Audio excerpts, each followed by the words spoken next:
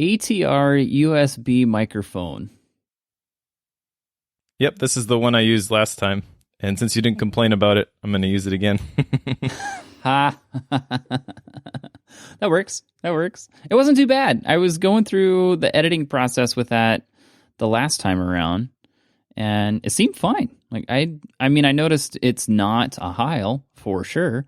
Like I've noticed that, but other than that, I mean, you got to run a little bit to get some of the background stuff out of it. But I tend to run that anyway. It just means it actually does something on this mic as opposed to the Heil. So I'm not going to complain about it. Nice. It's the way it goes. I will say that at least on my end, I started sitting down again. Sorry about that. Slacker. Yeah, it has a little bit to do with me not having the correct setup for a standing environment, because if I said something with a P and it boomed a little bit, it would have this ringing that would work its way down into the back end of the microphone, which is not good because the way that it was mounted had a little bit of, it was flexible a little bit, so it would have this ringing in the background. Not a good thing. So until I have a legit stand-up scenario for a microphone, I'm going to sit down. Fair enough. It's the way it goes. I suppose I got to get show notes up. That way I actually know what we're talking about today. What are we talking about today? I don't know, but I guess I'll get the notes up to figure it out. I don't know what we're talking about, but Mr. Taleb is smarter than we are. I will give him that for sure. Like, he's smart. This is dude. the first book I read that made me sound like, or made me feel like an idiot. That works. There's a lot in this book for sure. But before we get there, we need to jump into follow-up, and you have a lot here. I do. And I am proud to say that I actually did all of these things. So what? The first one... Is this... Well, hold on. Is this the first time because I hit all one of mine. This might be the first time we know for certain that we've hit all of our follow-up. 100% on the follow-up? Is that the first time? It might be. That's almost scary. Like, we're 37 episodes in, and we finally hit all of our follow-up from the last round. It was bound to happen at some point.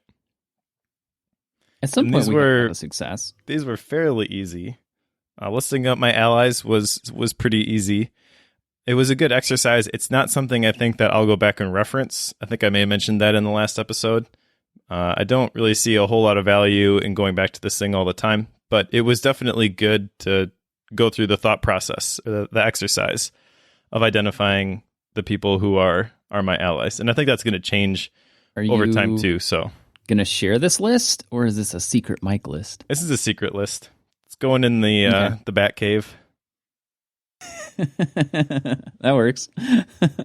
Sometimes I feel like we make lists and people always want to know what is on that list. I'm like, I can't share that. Like, it causes all kinds of problems if I share that. So I understand. I know you did want to be on the list, so I will say that you are on the list. You made the cut, Joe. Woohoo! I win. That's all I wanted to know. Like, to me, I don't care who else is on the list, but that one makes me happy. Yay. Nice. Next one for me was develop an idea bank. And I started doing this. I've got a perspective in my OmniFocus, which has like a little money bag icon, just called the bank. Nice. Hey, at least it's not the money flying away. Yeah. And this is one that's going to stick, I think. Let me give you one example of this that I've used even this week. So hosting the productivity show, that's kind of my one of my areas with Asian efficiency. So I'm responsible for laying out the roadmap of episodes, topics that we're going to cover, and that means also that I'm responsible for grooming the backlog for the Scrum process that we use. So every couple weeks when I groom the backlog, I have to identify some topics and I have to create the issues inside of Jira, which we use to track all of our work at Asian Efficiency. So Okay. every 2 weeks, I find myself in the situation where I'm like, what are we going to talk about?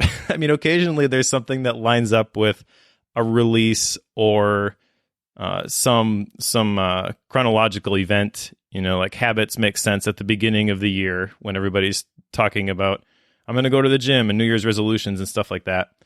But for the most part, it's like, okay, we got to create awesome content now for the next 2 weeks.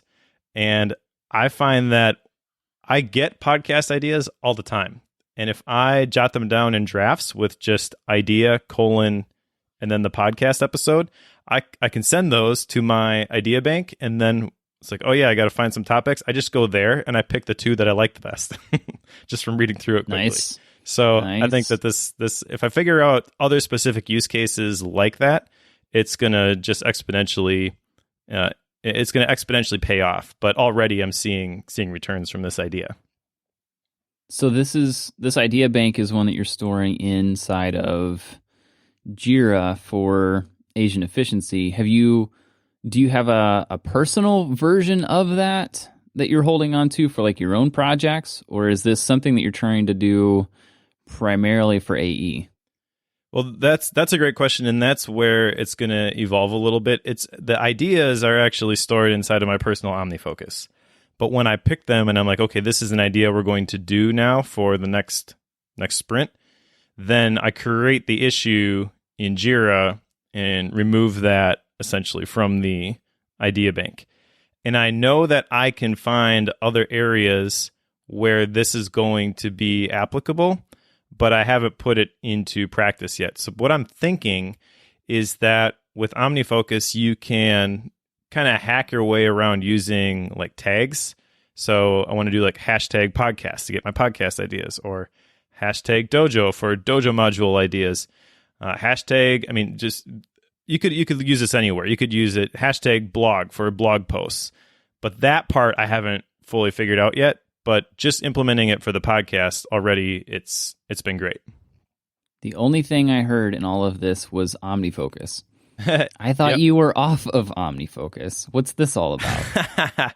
Well, if you go back to the tape, I think I am justified in saying this. I said I will be back.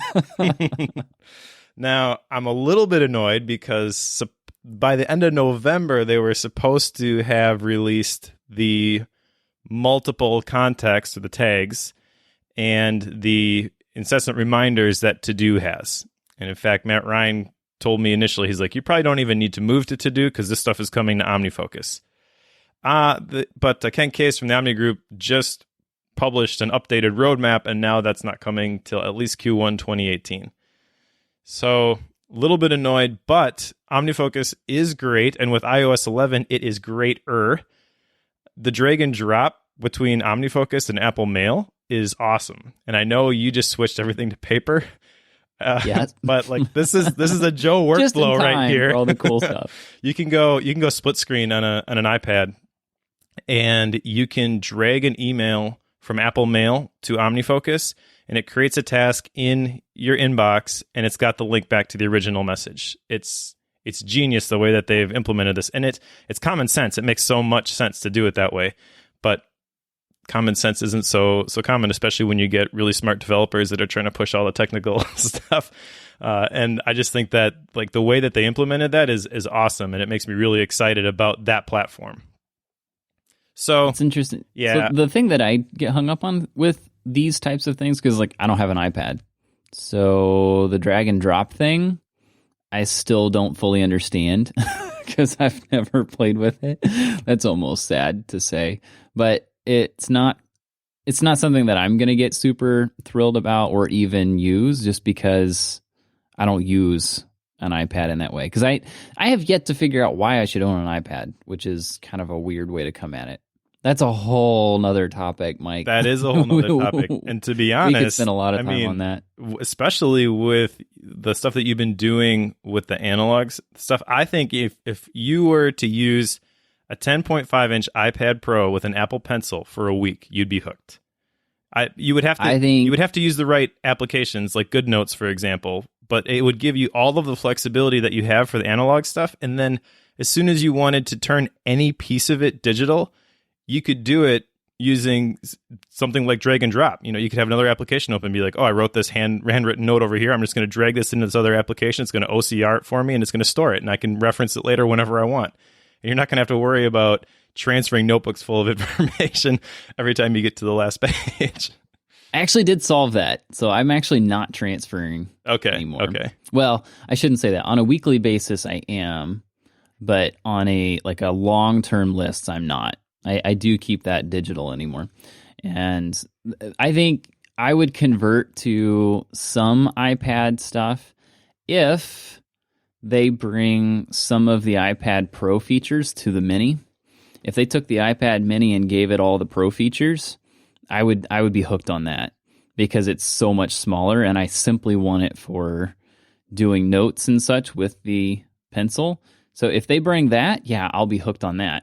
But until that point, I still don't see how that's helpful versus, because, with the new MacBook Pros versus the iPad Pro, like my stepdad was just here this past weekend, and we were working through, he's got one of the full-size iPad Pro. What is it, 12.9 is the size of that thing. Mm-hmm. And it's just a monster, gorgeous screen. Love that thing. But looking at it, by the time you get a keyboard and everything on it, it's actually thicker than my MacBook Pro. So, okay, do I want an iPad Pro that's bigger than my MacBook Pro when personally the way that I do things, the MacBook Pro has a lot more power for what I want to do with it. So I just don't see the point in that because everything I could do with the iPad, I already do with the MacBook and quicker. Well, yeah, I get that, and you can't compare the 12.9 inch to your 13-inch MacBook Pro because you're right, like the screen size is exactly the same, and you're sitting there looking at, well, this is basically the same size. I can do way more on this. What you need to do is you need to use a 10.5 inch, not a Mini. Believe me, I had the same thought process you did. I've had a Mini for years. I've had multiple revisions of the Mini, and the 10.5 inch is the sweet spot. It's incredible. And it's so light that you probably are thinking, well, the Mini is going to be more portable. I can just grab it and go somewhere.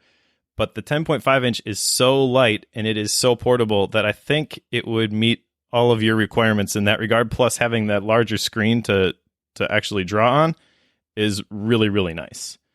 So here's why I want the Mini. Because I don't disagree with you. Like the 10.5, I could see having a lot of valid pros versus the cons, but I already carry around a book quite a bit, and currently I've developed this habit of carrying around a notebook along with that. So I've got my normal reading book plus my analog task management stuff that I've been using lately. So I'm already carrying those two around, and they're roughly the size of the Mini. That's why I want that, because then it would just be something I carry around all the time and it would be thinner than my notebook. Like I could see that, but the 10.5, that's a whole different level that I'm carrying around with me all the time. That's why I'm interested in that. Yeah, I get that. I don't know. I carry a 10.5 around in a book quite frequently. The 10.5 is a little bit bigger, but it's not too bad. Are you carrying that around in a backpack or by hand? Well, when I am out and about, I'm carrying it in a backpack. But often I will grab just my iPad and a book and go somewhere. If I know that I'm not trying to be, achieve maximum productivity during this particular session, I'm not on the clock, so to speak, then often I will grab just the iPad Pro. I've got a smart keyboard cover, which is actually really thin. It's way thinner than a lot of the other keyboard cases. I know that there's some complaints about the actual keyboard in that, but in my experience, it's not bad at all. And it's a full size keyboard, so it feels really good when you're typing. And then a book, because books, come on. Bookworm, you have to have a book. Like life is not moving unless you have a book in your hand. Exactly. Okay, I'll maybe think through this a little more. I've got a lot that I've been collecting on this, trying to nail down what I think about it, and I haven't. Like it's an expensive experiment to just go buy one just to see how it's going to work. Like it's expensive to do that, especially at the level that I would want to purchase said iPad. So I don't see myself doing that just on a whim. Right. It's likely going to be something that here is the use case that warrants this level of purchase. Because I'm trying to change my mindset over from having these devices as a place that I hang out versus a tool to use. So if I'm going to purchase an iPad, I want it to be a tool that has a very specific and yet highly valuable purpose behind it. Fair enough. So that's there's our Apple and iPad rant. Quite the tangent for an idea bank. All started by OmniFocus, you scoundrels. Oh, Omni. I still love Omni. I just am not using it as much as I hate to say that. Yeah, actually the thing that really bugged me about the new post from Ken Case is that OmniFocus 2 has been around for years, so it is due for a major update. And they're talking about adding these multiple contexts and adding these recurring reminders, features that exist in other applications already. And yes. In the last post, he mentioned that that's going to be released as OmniFocus 3, which I know means another major investment in order to use this tool, which I know I'm going to buy it. I've resigned myself to that fact, but the fact that this stuff has been teased for so long, and now it kind of feels like, oh, we're going to just roll this over into the new version, and that's going to be a paid upgrade. That feels a little bit weird because I haven't heard anything else about new design or anything, and those features enough, I don't think, justify a major version release. But we'll see how that shakes out. I just listened to the Mac Power Users podcast where they had Ken Case and Dave Tier. Oh yeah, yep, the developer roundtable. Yeah, so I listened to that, and 2 of the 3 were doing subscription models, whereas Ken Case and team are not. And don't they you do it, Omni? Don't you do it? I can't help but think they'll eventually get to that point, just because they have such a long release cycle that they have to lengthen it out a little bit in order to justify the cost. Because, if they're releasing a new version every 3 years on something, they're usually pretty major updates when they do that. And that's a good thing whenever they're, they really push the envelope when they do that. But it also means that they have to charge quite a bit for their apps. And whenever they do push out a new one, it's going to be another paid upgrade. Like, you still have to pay to do that. But I can't help but think that the pace of app development in today's world is so fast that you almost have to go subscription just to keep the lights on, to keep things moving at a quick pace. So, but you're going to get me on a soapbox as a developer with all this stuff. Like, that's just the way things are going lately. Yeah, I'm not excited about that. I hope that Omni is able to figure out how to crack that nut. One thing that I thought was kind of cool, I've mentioned the set app service before, I'm pretty sure, on Bookworm, but I really like this idea, and they just added To Do as an application in the set app service. Oh, nice. So yeah, they've got, and then actually they announced they're over 100 apps now, and they curate all the apps, so they're pretty quality apps, and I'm excited to see where that service goes. I hope that model is sustainable for software developers, because I think that's much more palatable for a consumer than, hey, sign up for this service and this service and this service and this service and this service. Because then it gets expensive. You start tacking all those together. Yep. Okay. Are we done with our bunny trail? I think so. So the next one. Who knew that an idea bank would lead to that? I kind of did as soon as I said OmniFocus, but it's all your fault. The next one here is my outside-in analysis, which I did, and I'm not going to share all of my problems here on the podcast, but I will say that it's a little bit humbling, and I've got a lot of stuff to work on. But yeah, I think that this was a really good exercise, and I also think that some of these things I wouldn't have discovered had we not done Bookworm for the last, what is it, like year and a half, almost 2 years that we've been doing these? It's been, so we just launched it before Macstock 2 years ago. Okay, yeah. So a little over a year. Pushing a year and a half. But it was kind of cool to see, like, even though it was a hard exercise because I'm basically putting myself under the microscope and pointing out all my flaws, it also showed me the areas or the ways that I've grown. Like, just being able to notice some of these things, I knew is like, oh, I wouldn't have noticed that before. I read this book and understood this point and got this perspective, if that makes sense. So bittersweet, I guess, but it's done. It's one of those things that you need to do this because I am convinced that, and a lot of people say this, self-awareness and understanding how you work and what you like, why you do the things you do.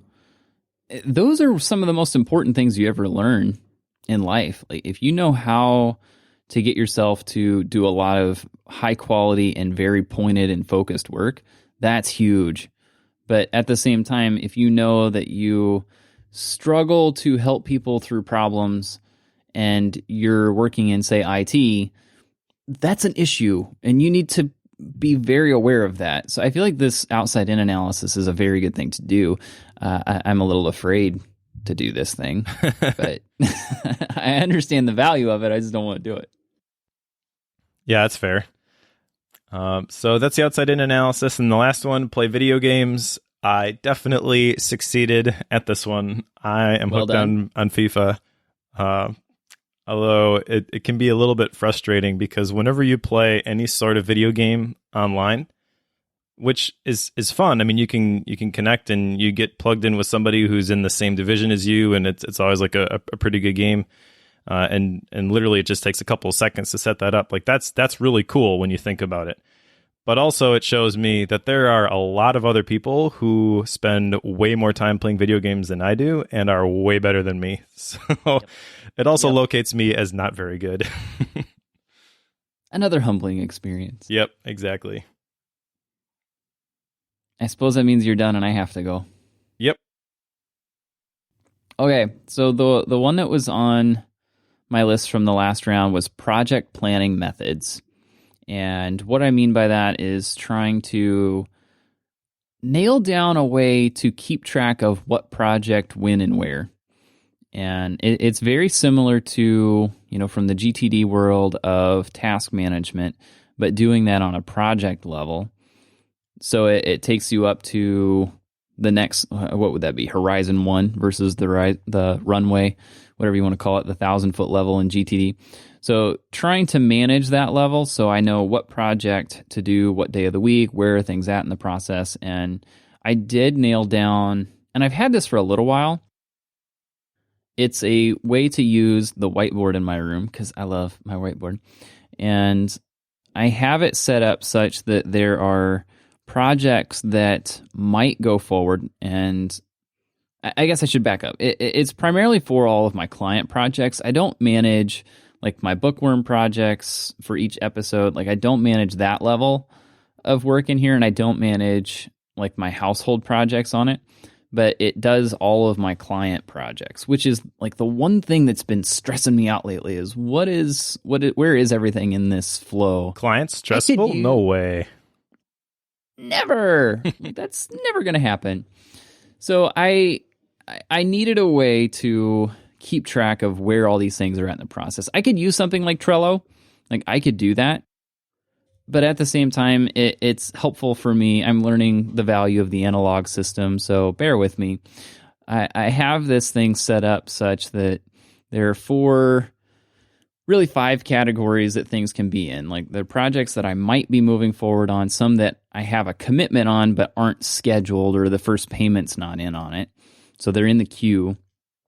So there's those 2. And then after the work is done, I've got I'm waiting for a response from them before I send the final payment, or it's pending payment, meaning it's done. I'm just waiting for that invoice to come in.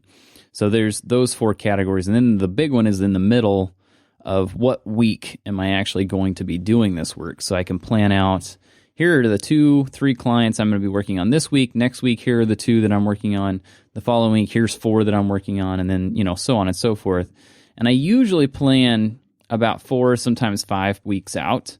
So it's helpful for me to know where are these projects in the queue and what week am I going to be working on them? Because if I'm talking to somebody new, say this afternoon, I need to be able to tell them, I'm going to start this in 2.5 weeks and we'll be done by the end of that week.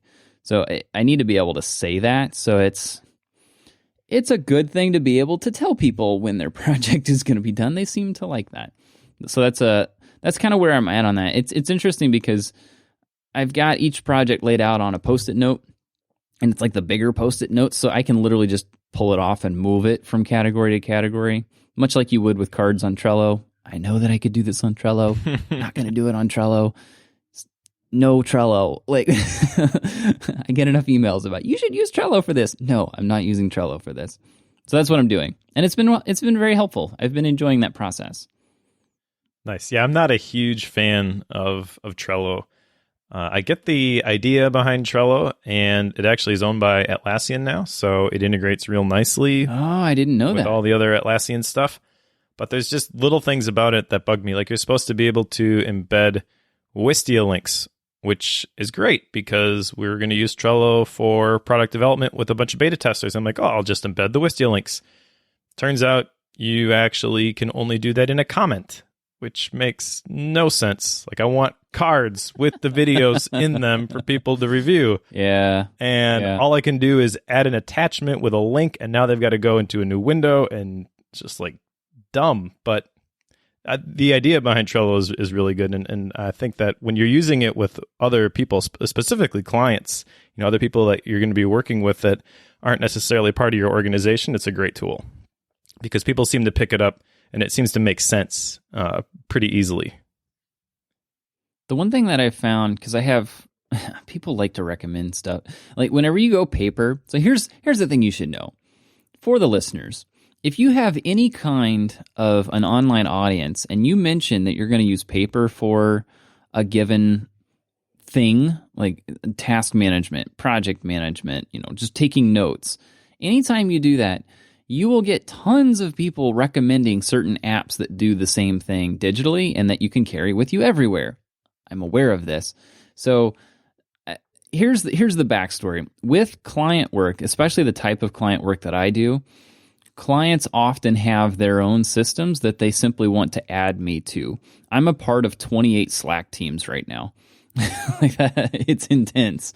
And if I turned on all the notifications on that, it would just sit here and ding all day long. Like that's how much I would get with Slack groups. I'm a part of a lot of Todoist stuff. I'm a part of a lot of Trello stuff. I'm on a lot of Atlassian stuff. Like I'm on a lot of these tools. And I think that's part of the reason I ended up on paper, because I'm just tired of so many of these tools. I can tell you exactly where the pros and cons of each of them are. And yet I was still using OmniFocus for a long time. But yeah, if you want to know what all the edge cases are and what people would recommend, just tell people you're using paper. They'll give you tons of recommendations. Paper, like the app, you mean, right? Exactly. That's exactly what I'm talking about. Sure. So with all of that out of the way, and we've had our 30 minutes of fun. Wait a minute.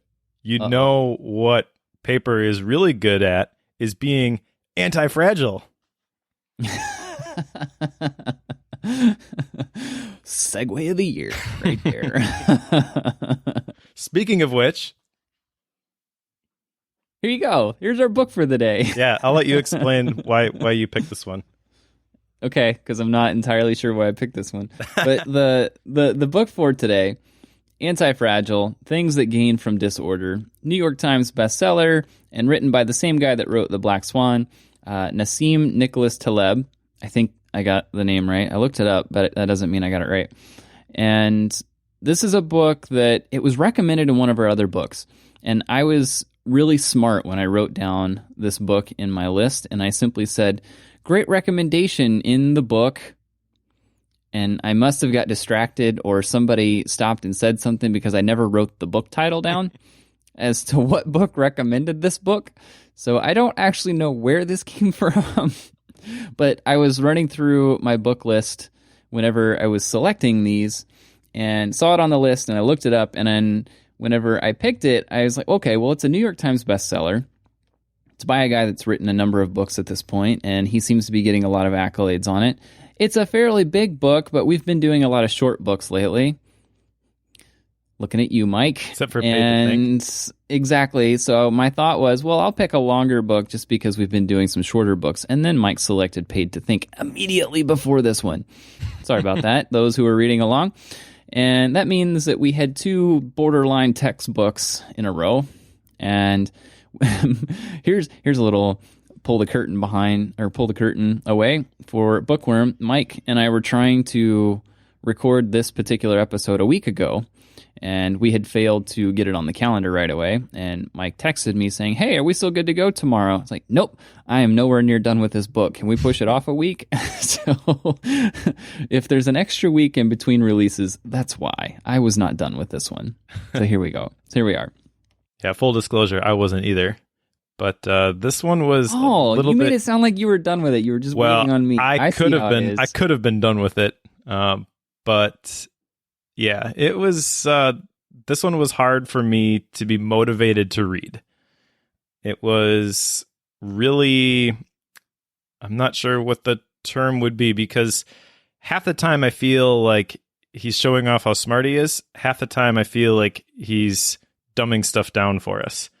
And I never really found the balance where I could relate to the author. So every time I picked it up to read, I felt one of 2 negative emotions. Like, why am I reading this? Or I can't believe I have no business reading this. Yeah, I get it. Yeah, because this is something that I enjoyed reading it, but I think there are a number of times we talk about a book that's probably not designed for the bookworm format. And it's interesting to me that books often come with an expectation on how you will read it. I don't think that's something that people really talk about, because it's just a thing where here is a book, it's designed to read, say, a chapter per week, you go do something about it and you come back to it. Like, that's a method that they have that they want you to read it. Every once in a while you run across a book like this that it doesn't have an explicit way that you should read it, but there's like an implied way that you should read it. And in this case, I felt like it was designed to read, 4 or 5, maybe 10 pages at a time, and then sit on it, and then come back to it, after you've marinated on it, and then read it a little bit more, so that this is a book that you read across, say, 5 or 6 months instead of a 2-week, or in my case, maybe Mike's case, 3-week time frame. So I think this is a case of you and I likely went through this too fast because we were doing it for Bookworm. Maybe that's something we need to pay attention to in the future. I don't know, but it is interesting that with something like this, there's so much in here, and it's a lot of cases over my head, and you can tell he's a smart dude for sure, and I'm interested to know how many people read this and understood the whole thing. I would be interested in that. Yeah, well, I took it as we just don't have 30 to 60 hours per week to read like he does, because he mentioned that in in here. Right.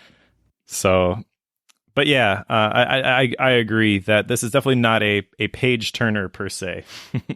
It's a read a couple pages and then, okay, what did he just say?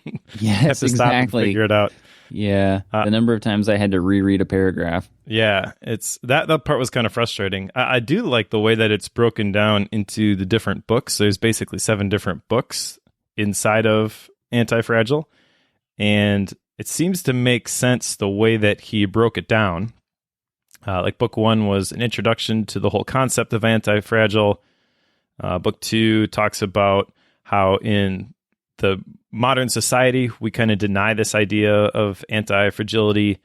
Book 3 talks about how anti-fragility is actually something that you could use to make better predictions. Number 4 talks about optionality and technology in terms of anti-fragility. Book 5 talks about the math stuff. It's actually called the nonlinear and the nonlinear. So lots of math, tons of math. Yeah, which that was a little bit hard to muscle through. Book 6. A little bit? Yeah. Book 6 was... that was hard. Book 6, I think, was my favorite one. It's a Via Negativa. And that basic idea there is that a lot of positive outcomes come from avoiding negative scenarios. And then the last one, Book 7, he wraps it up, which, if you think about this, like, makes no sense to end on this note, but he's talking about the ethics of fragility and anti-fragility. So is this an ethical idea? Like, usually the conclusion, you're kind of bringing it in for a nice landing, and he's tackling like the meatiest topic at the very end of the book. Yes. So yes, I really wanted a conclusion and a wrap up, not a exactly. Here's a most difficult thing we're going to talk about, and then I'm going to leave you on it. Right. Which, based on just reading this book, I can kind of project that that's totally his personality, not actually having met him, but just the way that he wrote. I could see like him writing this and being like, yeah, I'm just going to screw the system. Like, I'm going to do it different. Ha ha. Yes. So before we go too far, I think we need to define anti-fragility, just because this is a word he coined, and it's a word that we're probably going to end up using it a lot. And unless you understand it, at least to some extent, because it's kind of a really abstract thing to think about, unless we define it, this whole episode's going to be really confusing. So let's start with book 1. And I wrote down here, fragile versus robust versus anti-fragile. So if you think about something that is fragile, and the easy explanation I've been using on this whenever I talk to a handful of people about it is simply a glass. If you drop a glass, you're screwing with its environment, you're screwing with the climate that it is comfortable in, and it is going to shatter. If you drop it off of a table, that glass will shatter because it is designed to sit in a stable place on a flat surface, preferably with liquid inside of it, and not move beyond that. Like, it's just not designed to be struck in any way. So that would be fragile. The robust side of things is when you have an assembly line of sorts that is designed to have tolerances in it, and whenever things potentially go break, there are fail-safes or backups such that will account for something that is not in place. Like, it's not fragile because you can account for issues that could arise and overcome those on the fly, meaning the whole assembly line is not going to completely break and stop altogether. So that would be the robust. Anti-fragile, you have to help me out here, Mike, because this gets kind of hairy quick. You have to think of it as the opposite of fragile, where something in the environment changes and the whole system could come crashing down. The opposite of that would not be that the climate changes and it simply doesn't come crashing down. That would be robust. As opposed to coming crashing down, it would actually thrive. So if I throw that glass on the floor, the glass would actually get stronger as a result, not break. Like, that would be your anti-fragile. And I think the classic example here, just to put a little teeth into this, I think that example would be health. Is probably the easy one. Is, take exercise, for example, or lifting weights. Say I lift weights and I'm lifting, just for easy numbers, say you're lifting 100 pounds in some form. If I lift that 100 pounds today, then my body will reacclimate to that 100 pounds and it will overcompensate for what was lifted. Meaning that tomorrow, whenever I go do it, I can then add, probably not tomorrow, say 2 days, because you got to recover, 105 pounds. And then 2 days later, 110 pounds. And you can continually go up because your body is overcompensating.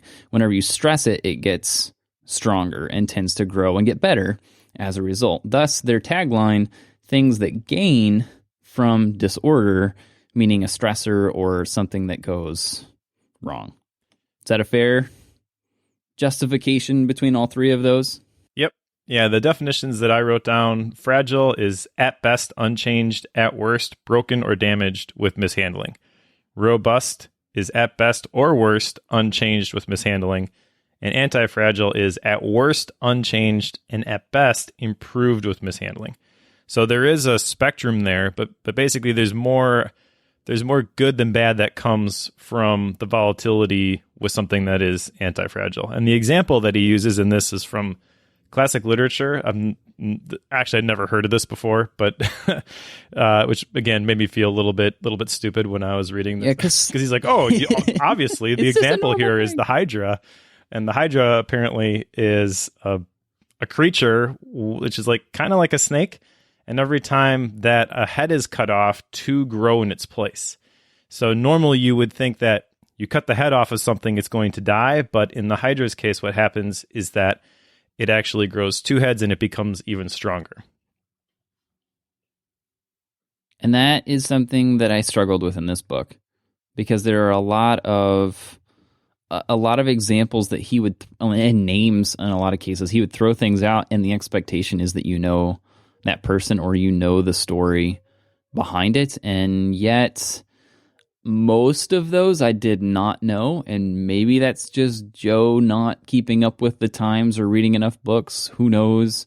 But that's something that it was difficult, because you end up having to either look something up or try to wait and hope that he'll tell the story later about what he's getting at. And in some cases he did, and in some he didn't. Lots and lots of stories, which is great, but at the same time, it almost requires you to have read an extra 1,000 books just to be able to read this. Yeah, you got to read 30 to 60 hours a week, otherwise there's something wrong with you. Yeah, exactly. What's wrong with you, Mike? Yeah, the term for this process of things that survive and get stronger, I believe he used was Mithridatization. Yes. And the example here is bacteria or cancer cells that survive. So not to go onto a tangent or open a can of worms, but this is the logical example, I think, is how you see all over the place now antibacterial everything, and how that can actually be a bad thing, because if it kills 99.99% of bacteria, the 0.01% that survive, they've now got this immunity, and they're stronger, they're more resistant to all of this stuff. And if you overdo it, eventually what you end up with is a whole bunch of bacteria that you can't do anything against. They're much stronger. Yes. For sure. Yes, exactly. I know that, like, the classic example I have on that is from agriculture, because in ag, people use Roundup quite a bit. Roundup is even almost a household term anymore.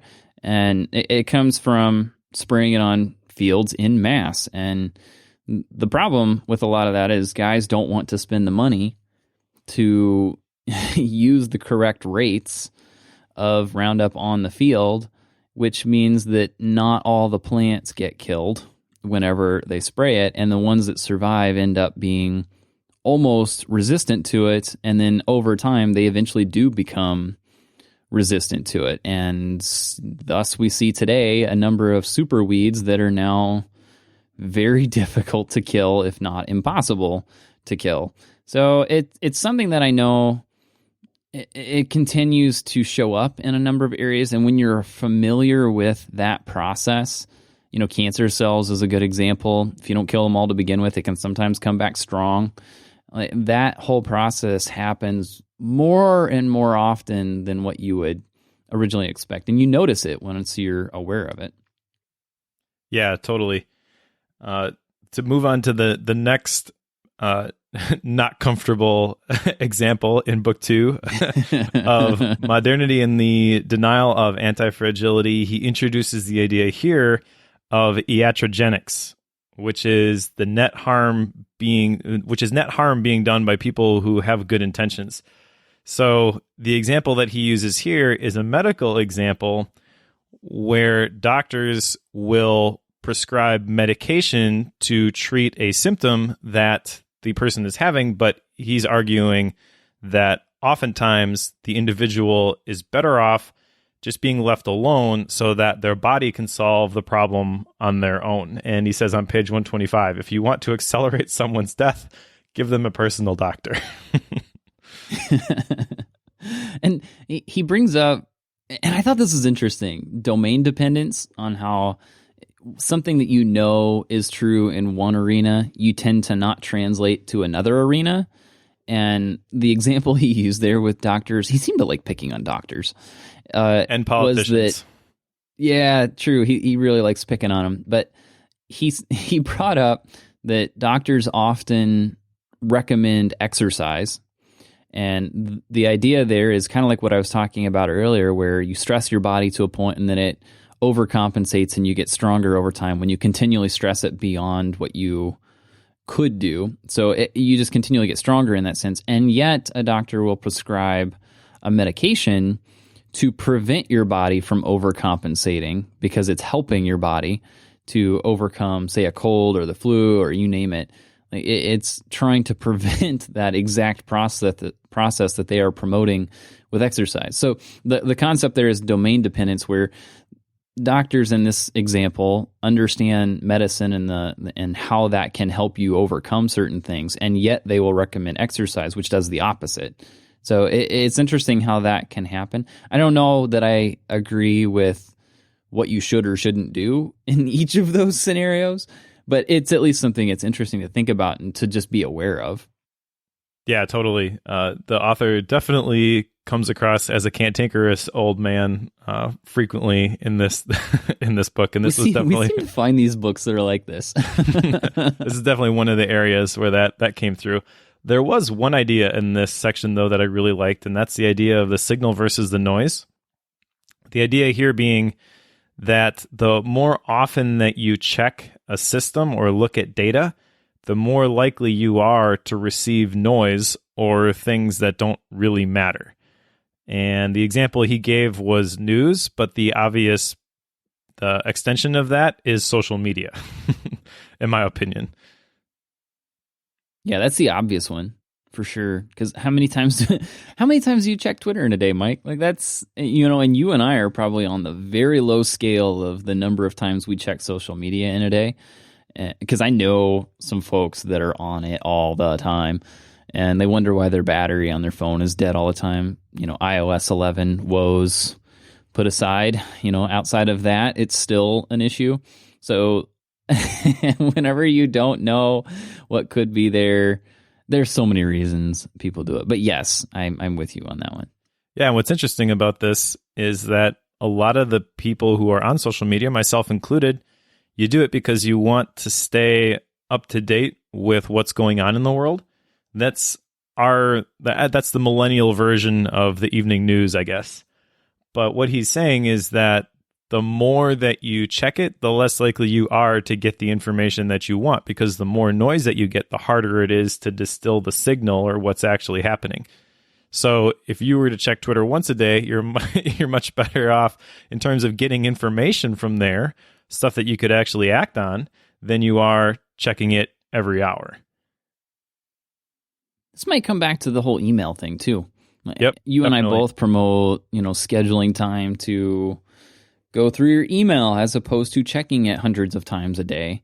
And there are definitely seasons in my life, and some of those have been recent, where I've needed to check email on a very regular basis and have hit probably 200 or 300 times in a day of checking that. And there are reasons that you could do that. If you're working in support, you have to do that. Like that is required, because you're going to need to see when people, like your customers, need help, and you want to respond to that as fast as you can. Like you're going to want the notifications in that scenario. It's your job to respond to that stuff. So there are scenarios where that is valid.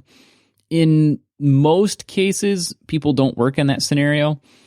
And in those cases, it's easier to schedule a time, even if it's every 20, 30 minutes, depending on your work. For Mike and I, probably more so Mike than me, like you can schedule 2 times a day and go through that. For me, I've kind of got 4 just because I've got enough client stuff that moves quickly that I need to be able to keep my clients moving, because the faster they move, the faster I get paid. So it's in my best interest to make sure that they don't stop at all. This is why I like Australian clients, because they work while I'm sleeping. That's awesome. Now, there's also, though, I think the principle of anti-fragility can be applied to email, because there are certain situations that you're right, that you need to respond in a timely manner. There are definitely other situations that I can think of that are email related where if you just don't reply, the problem solves itself. I love these. Yeah, and that's anti-fragility in action. So I think that the author would say that if you're able to take an anti-fragile approach to your email, you're not going to have as much that you're going to need to deal with when you do check your email. The trick is figuring out the balance there. I don't like email. I don't think that's a secret.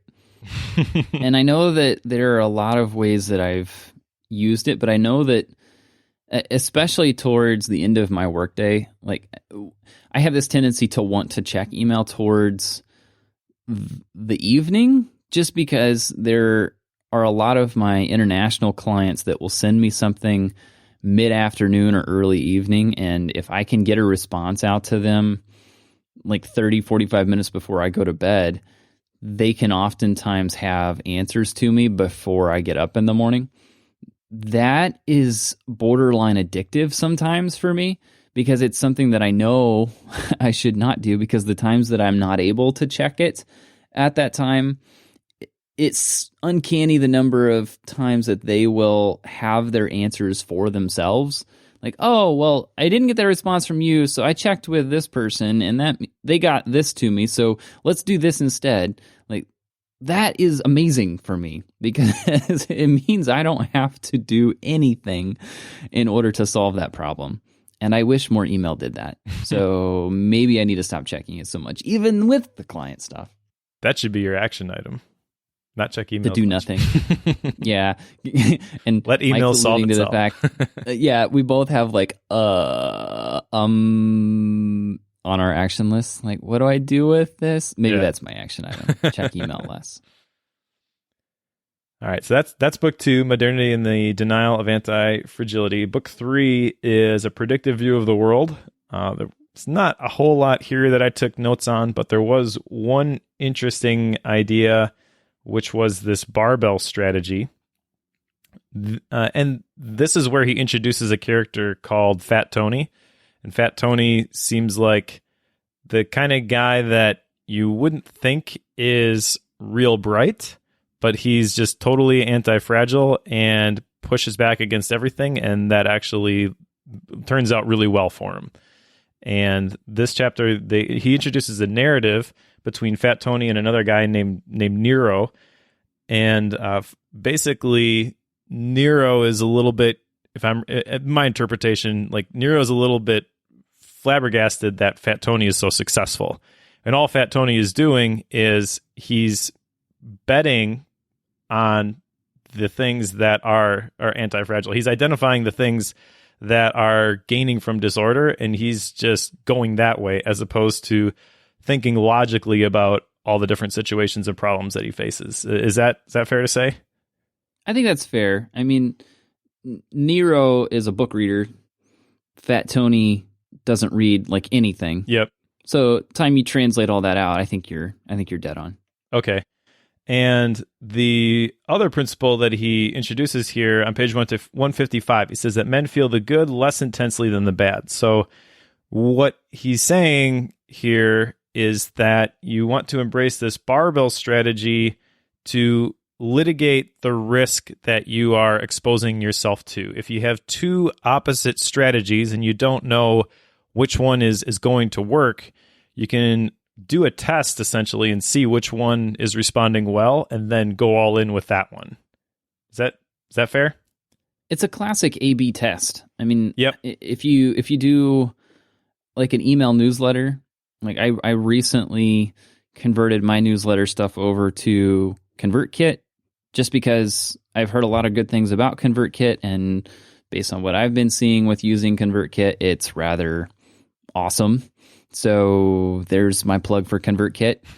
Link in the show notes. So there's something that they do, and they do it extremely well with A/B testing, especially with email newsletter subject lines, and it lets you put in two different titles for that email, and you can send them out either in small groups or to the whole thing, and then see which one works better, and then you can send the one to the broader group that is the more successful of the two, if that makes sense. So to me, that's exactly what's going on here, is you can take two different strategies, and if you don't know which one works, test them at a small scale, and then whichever one works better, then blow up with that. What's the app? Buffer. So they do the social media scheduling. They do this heavily. And I know that they've done as many as 5 or 6 different titles for blog posts to see which one will get the best response. And they will run with whichever one gets the most clicks very quickly. And they've got it nailed down how to test that. And it's something that they do a lot, clear down to testing colors of buttons and placement of buttons to see which ones work out the best. So this is not like, even YouTube does this heavily, where they're always testing out new UI elements and changing things around. If you ever want to see the frustration with that, listen to Cortex with Mike and Gray. Like they talk about this a fair amount, where YouTube is just different every single day for different people. Like, you cannot do a screencast on how to do something on YouTube. It'll be different before you release it. Like, that's just the way that they do things to try to figure out what is the best way to get clicks and get people to see the ads. Like, they're always testing this stuff. That's the exact thing that I think this addresses, is find the 2 or 3 or 10 different strategies, test them at a small scale, whichever one works the best, blow it up. Yeah, that's an interesting example. I kind of can't believe I didn't think of think of that when I read this. I was thinking of it more in terms of like even the job that you would take. A lot of the companies that are in our space, I would say, tend to start with like a project basis. I've heard about a lot of other like startup tech type companies where they're not just going out and hiring a whole bunch of developers. And I know that that's kind of the way things used to be. But if you're looking for somebody to fill a specific position, you kind of like have a probationary period or a trial period of 90 days or something, just to see if this is really a win. And I was thinking about specifically my own experience, I guess, and how I got connected with Asian Efficiency. But I know other people who have been in the same sort of situation where it's like, well, I'll do a little bit of work for this company or this site or this person. And if that works, we'll do a little bit bigger project. And if you start off as let's just say a creative, you're creating something, whether that be you're writing for different sites, you're creating videos, you're podcasting, whatever. If you can kind of hedge your bets, essentially doing an A/B test with your career, then you can mitigate the risk because one of these things is going to work. And then once you figure out which one is going to work, you just ride that one. But like you said, yeah, this happens every single day with anybody in the online world who's creating content, because you could put an article out there and the headline's bad and it just tanks and nobody opens it. But most likely you're going to do this A/B test, especially with the email subject lines to get opens, and you're not going to have nobody look at it because one of the headlines that you're trying is going to work. Obviously, it's not guaranteed to work. You have to have a little bit of skill in writing these things, but you are basically eliminating the risk, which is the barbell strategy in action. And I also like how you brought it into technology, because that's actually the whole theme of number 4, optionality, technology, and the Segue. Intelligence of anti-fragility. Yeah, exactly. So this book, there were a couple points in here that I really liked. And there was one specifically that I put in the show notes on page, or on the outline. Page 220, he says, "History is truly written by losers with time on their hands in a protected academic position." So obviously, he has very strong opinions about the people who are, I would even argue, his peers. It seems like he's a pretty smart guy. He's got degrees, but he's got a problem with the traditional academic person who is just sitting at their desk and writing this stuff and not actually getting out into the real world to see how this stuff actually works. And again, my brain went to social media.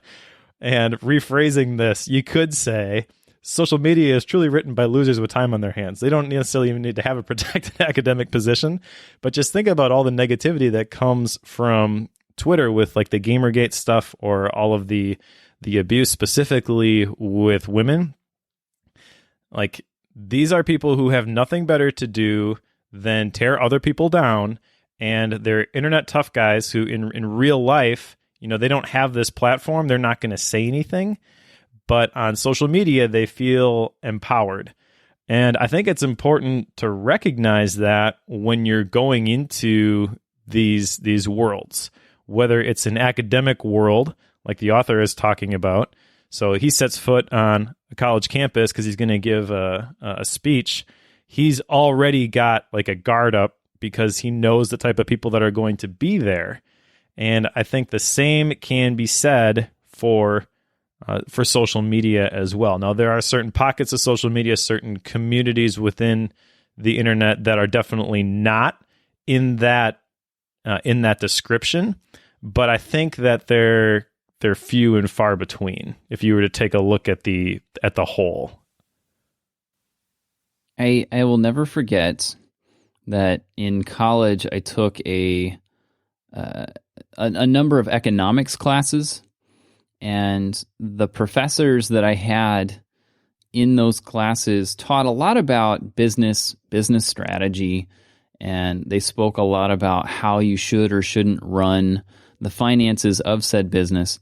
And at one point, I was having a conversation with a classmate, and my question was, why are we learning this from a person who has never run a business?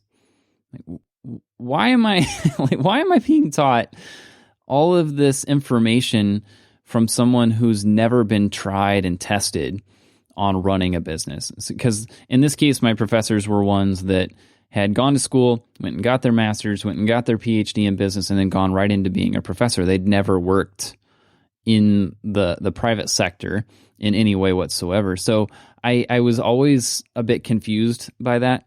And I think in this case, if you read the beginning of like the introduction and stuff, the prologue on this one, Taleb is he tries to explain things and talk about things that are real. Like, he does spell out this whole process at the beginning that he doesn't want to teach or promote something that he himself is not putting in action, or that he himself has not genuinely learned firsthand. Like, he wants to spell all that out. Having been, because he was a professor, I forget. He works in academics. In the academic arena, and he gets to see a lot of the backside of the professorship side of things. A whole bunch of sides in that phrase. Sorry about that. But the interesting thing to me is he does know the back end of this, and he knows that there's a lot of stuff being written and shared by people who don't have, as he would call it, a practitioner level of information. And they're not people who have actually practiced the thing that they're teaching, which is kind of concerning. You and I have a very different perspective on school with our kids, and this is partially why. There's a lot of aspects as to why you and I have the views that we do, and I think this might play into it a little bit, where people who are simply academic and have never practiced the things that they are doing in quote unquote the real world, because of that, it's kind of difficult to trust them, and to go back to your quote, history is truly written by losers with time on their hands in a protected academic position. It's probably a bit harsh. The author's words, not mine. Yeah, that's a direct quote out of the book, so maybe that'll tell you a little bit about the author's style. But this is something that I feel like is maybe a bit harsh, but at the same time, there's a little bit of truth to it, because I feel like there's a lot of this out there where the people that are promoting the science and the research and telling us what is going on in the world and how the world operates are not people working in that sector. Like, the people that you would want to hear from are the people who are too busy to write about it. Mm-hmm. They're doing too much on a day-to-day basis to sit down and try to coach the world on what you should or shouldn't do. They'll do it on a one-on-one basis or a mentorship basis, but not necessarily from a broader research level. Yeah, absolutely. And really, like, page 248 is kind of the validation for a lot of the points that you just mentioned. Not to go back into the whole "this is why we homeschool" thing. If you want that discussion, listen to episode 36. But on page 248, he says, "What I was given to study in school, I've forgotten. What I decided to read on my own, I remember." And I think that that's why we do Bookworm, and that's the thing that I want to instill in my kids is the ability to learn what you want to learn. This is the important thing, is to keep learning. And this is also where he mentions that he reads 30 to 60 hours per week, which I think is, I mean, I don't even think if I had nothing to do and I didn't have to worry about money at all, I still don't think I could read for 30 to 60 hours a week. That's intense. But if you were able to do that and actually internalize all of that information, yeah, more power to you. Like, you would definitely change your situation and your mindset very quickly doing that. And that's important. On page 235 in this section, he talks about this concept of strategic drift. And I think that this is where Bookworm and other things like this can help. Just reading books in general can help. Listening to podcasts can help. Listening to audiobooks. It can cause you to not necessarily even change your direction, but it can cause you to refocus on the right thing. And I've kind of experienced this a little bit myself, and it does definitely mess with the frameworks, like the 12-week year plan, for example. My last 12-week year plan, I did okay if you look at my specific goals for the 12-week year. One of them I nailed, and then the other two I made pretty good progress on. I didn't fully complete them. But what I also did in that section, which was completely unplanned, is I started running, did my first 10K. I actually took second in my age group for that. That was my first race. And fitness wasn't even on my radar at the beginning. I also entered the Toastmasters Humorous Speech Contest. And as we're recording this, in a week and a half, I go down to Madison to compete at the district level. So I've won the club level, the area level, and the division level. And the district level encompasses the entire state of Wisconsin and also the UP. So this is essentially the finals of the humorous speech contest, which I even mentioned in my speech. Like, I don't really consider myself a funny guy. It's about productive parenting lessons that I've learned from being a dad, because that's the only thing I could think of that was humorous, is like stuff that my kids have done. So all else fails, throw in the kid. Yeah, exactly. But, looking back at the last quarter, if I'm rigidly looking at it as like the things that I said I was going to do at the beginning of the quarter, I guess maybe I was successful. But when I take into consideration all of the things that have happened and the strategic drift as I embrace these other goals at the expense of my initially stated goals, I can look back and say, yeah, that was a success. Does that make sense? It makes sense to me. Okay. And I think this is a really important concept, because especially for somebody who, like me, is a high fact finder, and you've got the plan and you work the plan, you have to be willing to chuck the plan every once in a while. Going back to one of my follow-up items, that's one of the things I'm not good at. Although in certain cases, I'm learning to embrace that mindset. Yes, I agree. You want to talk about math? No. But book 5 is about math. The one thing I will mention here, for the people who are into math, he mentions at the very beginning something that would probably make a lot of sense to you. He talks about how there's essentially two curves to things that are fragile versus antifragile. And their curves are either convex, which means that they're positive, or concave, which means they're negative. Okay, those terms, without looking at the pictures, mean absolutely nothing to me. I'm not a math person. If you are a math person, you're like, oh, yeah, that makes sense. The other thing, though, that I'll say about this is there's this idea that you can't just add up all these things and have them be equal. So the example, or one of the examples that he gave, which makes a lot of sense, if you drive into a wall at 50 miles an hour, that does more damage than driving into a wall at 5 miles an hour 10 times. So you have to be careful how you apply this stuff. If you just go all in right away, if you don't do those A/B tests, if you don't hedge your bets, then you could end up being on the wrong side of the curve, essentially. So one of the things that going through this section, I'm with you on the too much math thing. And a lot of this, I like to think that I'm good at math. I use calculus and derivatives and such whenever I'm doing a lot of programming, because it seems like a lot of folks want calculations to run on the back end of a website or a plugin that I'm working on. And I get that. So I end up using some fairly sophisticated math to build those programs, because they just simply run better whenever you can use some of these higher level formulas and such. So I like to think that I understand math at a pretty decent level, but this kind of got over me on some of it. Like, okay, I think I understand what you're getting at. I get the idea that you're trying to get across. I just want this to be done. Like, are we done with this section yet? Like, even right now, I just like, can we go on to the next book section, please? Yeah, and he does give you permission to do that at the beginning, to be fair.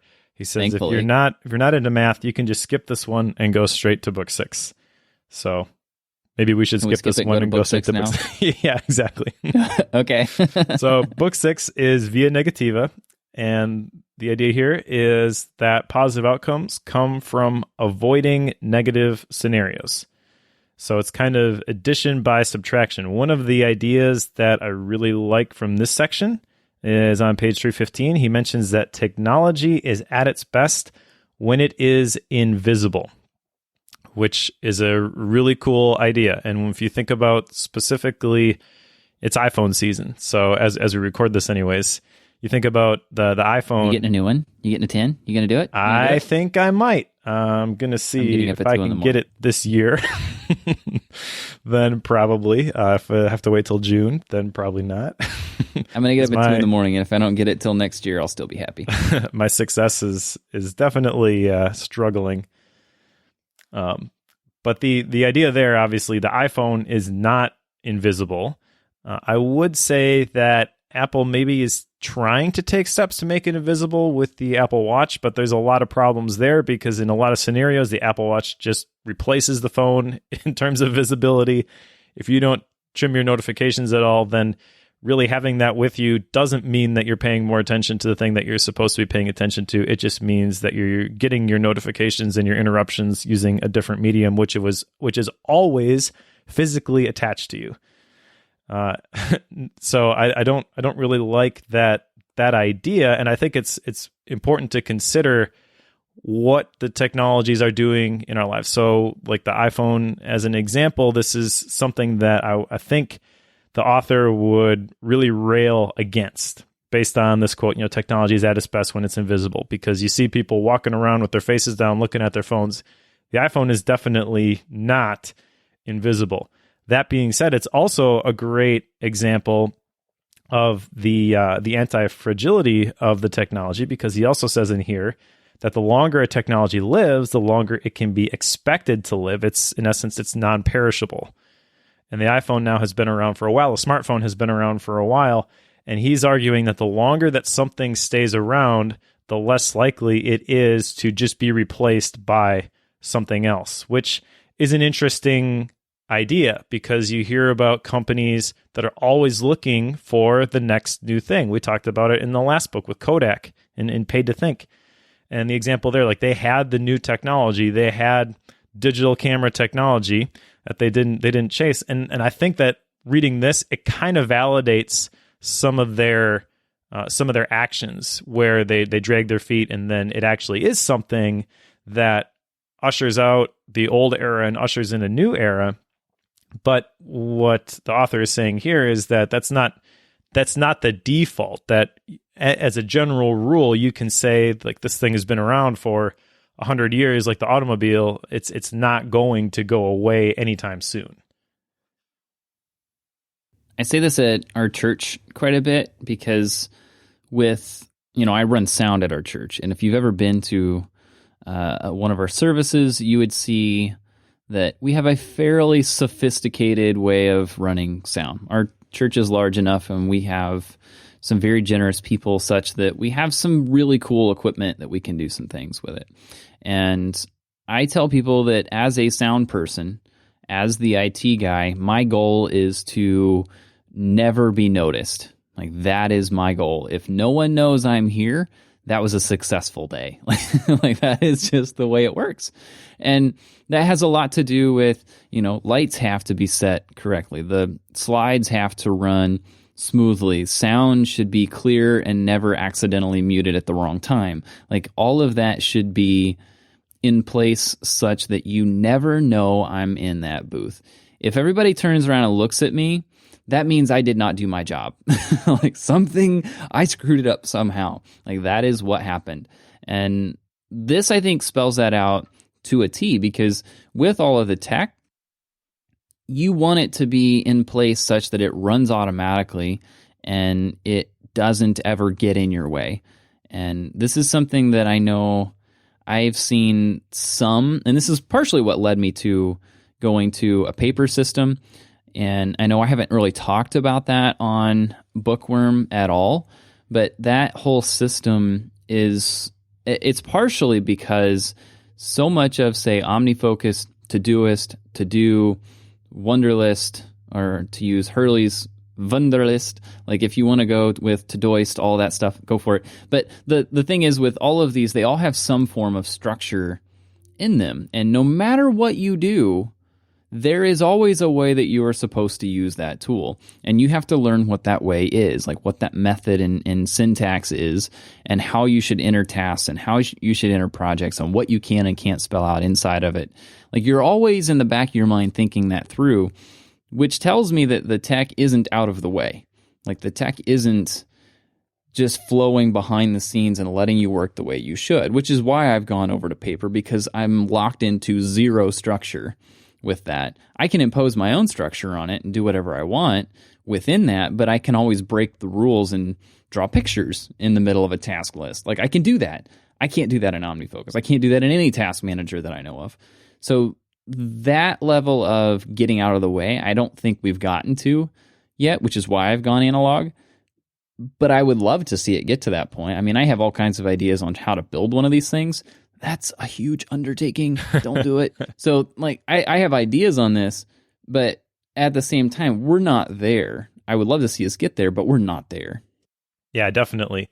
And the other thing about the technology and the systems that you have in place, the more pieces that you add to those systems, the more opportunities there are for things to break. He makes the point in this chapter that technology is by nature fragile. And so in many instances, less is more. And I would say that is true of the system that you have at your church. Like, every piece of technology that you use that's plugged into the system has to have a specific function. And if it doesn't have a function, you don't want to be sending sound through this thing that's really not adding anything to the mix, because that's another piece of equipment that could go bad. And now it's something in the chain that you have to identify. And I think you probably know more about running sound than I do at this point. So is that fair to say?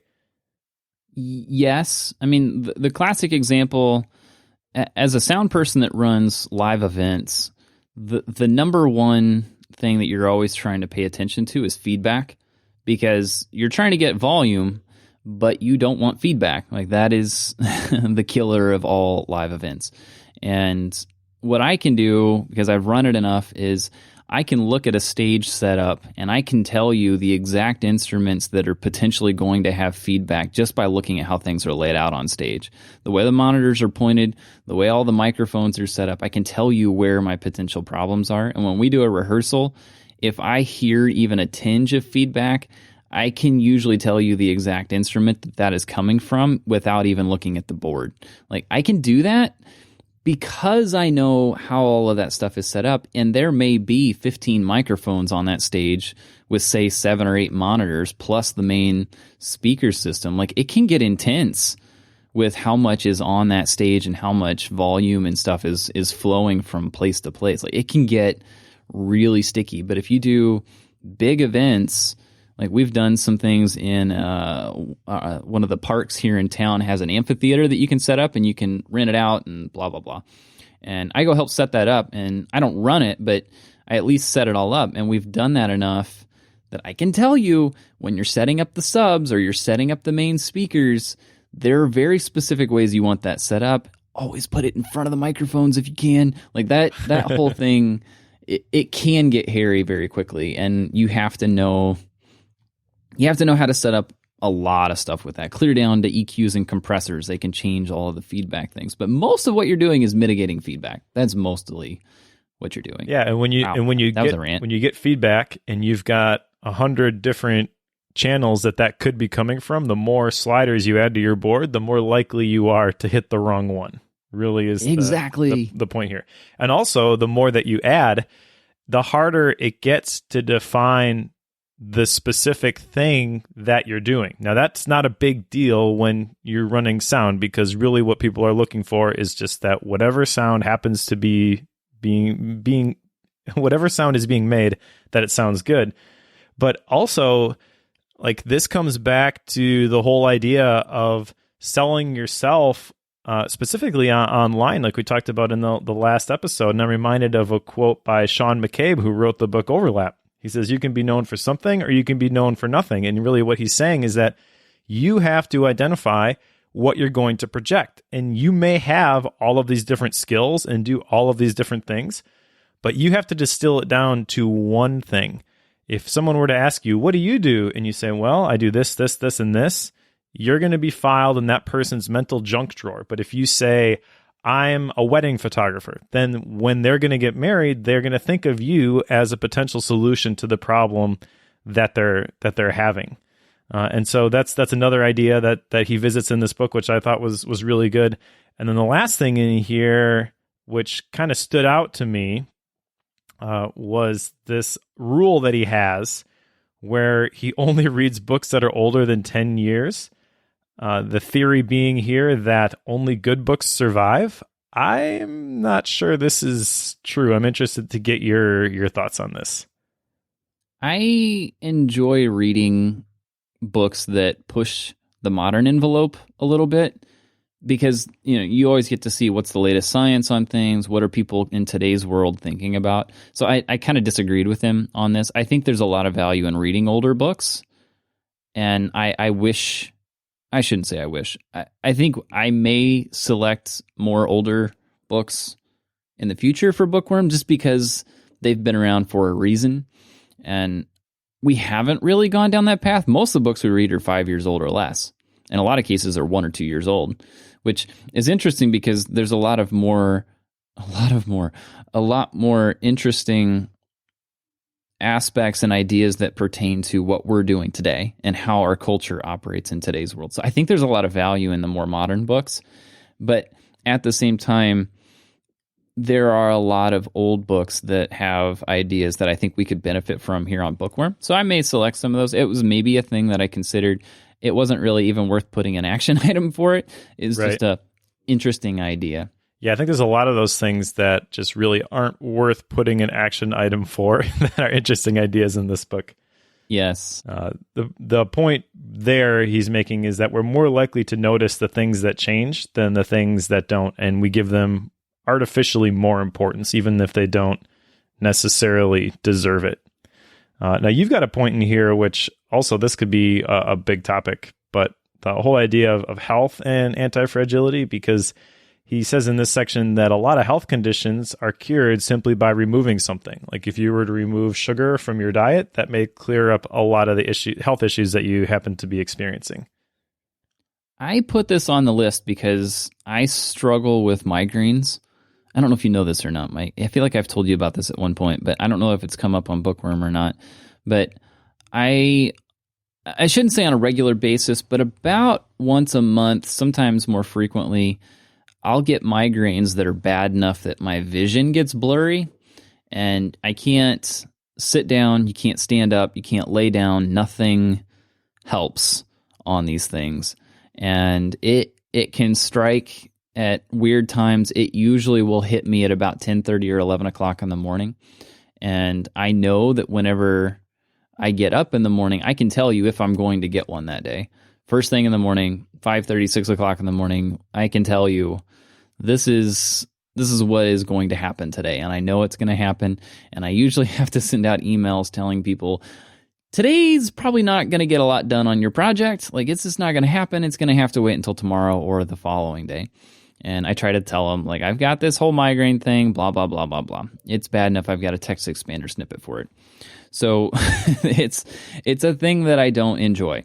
However, I bring this up because I have learned a number of triggers that cause these things. And oddly enough, these things come back to not enough sleep, sugar intake from the following day, stress levels impact it quite a bit. And if you compound any of those, sleeping in a different bed, like there's a lot of little things that add up to it. It does have a lot to do with health, what I'm eating. Seems to impact it quite a bit. So these are things that I've learned that impact it. At the same time, because I've noticed that, say, sugar can impact this, I've cut back on how much sugar I will consume, which means that whenever people bring, say, desserts over for our small group, or we go to an event and they have cookies or something, I actually need to avoid those in today's world for me, because I know that I have no tolerance for that level of sugar anymore because I've been cutting it so much. And that means that if I eat a cookie that someone else made, I'm most likely going to get a migraine tomorrow. Like, that is the level of impact that it's going to have. So it's kind of the opposite of what we've been talking about here, where you consume a thing and you build up your tolerance to it. It works the other way too, because I'm not consuming a thing as regularly. It then leads me to having potentially bad health effects as a result from that. So it's something that I've noticed impacts health quite a bit. And I love talking about the health piece with anti-fragility, because I feel like it's a perfect example of how it works. Because you tend to overcompensate in both directions, depending on how much you're consuming of a thing, or how much you're not consuming of a thing, or how much you're stressing your body, or how much you're not. Like, those things all impact it, and your body tends to acclimate to the environment that you're putting it in. I just don't like migraines, so I have been trying to find ways to prevent these things. Yeah, that's a really good point, and it illustrates something that he mentions earlier, but the essential idea is that we react to pain more than pleasure. We want to avoid pain more than we want to experience pleasure. So telling somebody, like, you should change your diet because you'll live longer, or it's going to have some desirable effect, that's not going to be as impactful as removing something in order to stop your head from feeling like it's going to explode. Head exploding equals bad. Yes. Should we move on to the last one? Sure. All right. The one that neither one of us really care for either. Yeah. So book 5, book 7, we don't like them. We're not going to spend a whole lot of time in this one, but book 7, and the last book here, is The Ethics of Fragility and Antifragility. So this is a whole can of worms that you could probably launch an entire podcast and just never get to the bottom of this particular topic. But the thing that stood out to me in here, which I think is a really valid idea, he said it a little bit different, is this whole idea of skin in the game. He mentions the Roman architects had to spend time under the bridges that they built. And that's a very valid idea. If you are going to create this thing and there's the potential that it will harm other people, you should have enough confidence in it to say, look, I'm going to do this, and it's not going to harm me. The term, I think, for this nowadays would be dog fooding, where you want to listen to people who are practicing what they are telling you to do. You don't want people who are saying one thing and doing another. This is why I struggle to use apps and services where the creators themselves don't use it. Yep. So if I build a thing, I want to make sure that's a thing that I'm using. If I build a plugin for Discourse, I want that plugin installed on my own instance of Discourse. Like, I want that thing on my system, because if it breaks, then I need to have my system break as well, because it creates that urgency, and then my customers sense that as well, and then they're better off as a result. So anytime I create a thing like that, write code in some way that I'm going to be selling, I want it on my thing. Like, that's the way I tend to come at it. Now, if I'm building a thing for a client, there's no way I should be running those things are so specific to their environment. I shouldn't be running those, and they just have to let me know. I mean, that's a little bit of a different scenario. But I do think that if you're selling something on a regular basis, an app or a service or a website, etc., you need to be using it a lot yourself. And there are a couple cases where I feel like I slack on this a little bit and need to be a little bit better at it. But at the same time, like, this is a thing that I'm very aware of, and I wish more people would do it, Mike. Yeah, and it's not just using the thing. Like, there's different levels of commitment to the tool or that you're promoting, or even the message that you're sending out. It reminds me of the chicken and the pig. This story here is that they're going to start a restaurant. They're going to serve bacon and eggs, and the chicken is involved, but the pig is committed. Like, there is absolutely very, very real ramifications for the pig, but not so much for the chicken. And I think that you can tell when somebody is authentic in their message, when they've lived it out. That resonates, and they have that authenticity that the person who's like, hey, yeah, you should just try this thing, it may work. Like, that's not what they say, but that's how it comes across. Like, you can see that in the message that they're sending out. So that's a big piece here, is that if you're going to promote a thing, if you're going to have a message, then make sure that you can fully support what you are saying because you fully believe it. And then the other big thing here is that just because something is legal does not mean that it's ethical. And we intentionally did not get into any of the politics stuff. Also in this chapter, this book, he talks about how the net gain. So yes, like, some people are going to suffer, but if it ends up being a net gain, like, sometimes that's okay. My words, not his, I guess, trying to distill what he said. Like, that's kind of the way I read it, though. And obviously there's a whole lot of, you got to be careful when you're embracing that idea. Right. And he even calls that out.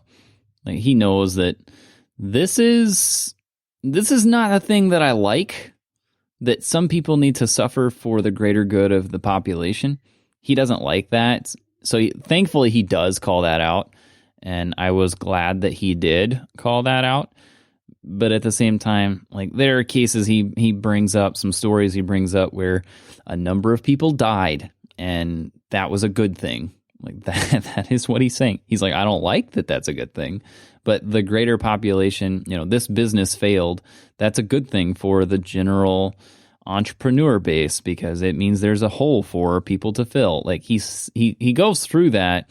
Like, the broader culture gets better as a result of some of that, but it's still not a thing that's positive in that moment for those people. So I was at least grateful he called that out. Yeah, he may not like saying that message, but I think he does like putting it at the end of the book and seeing how uncomfortable it makes you.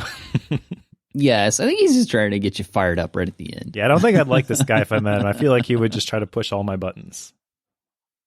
And I don't think it would be terribly hard to do given his topic matter. Like, nope, not at all. Like, oh, you work in railroad. Here, let me tell you how a broken rail line is a good thing. What? Yeah. So you mentioned this earlier, but neither of us have any action items for this book. So, which is weird given how long this thing is. Yeah, theoretically, follow-up should be short next time. But yes. The way that it's written, this reminded me of what's the name of the book? The Ken Robinson book. I don't think I had any action items for that one either, because it was a lot of a lot of monologue about a topic, but nothing really tangible like, okay, go and do this. Like there's some ideas in here which are going to be important, like the barbell strategy, and I can see myself putting that into practice at some point, but it's not something that I'm going to make sure that I embrace every single day. It's not something that I can make a habit out of, and it's going to provide a change.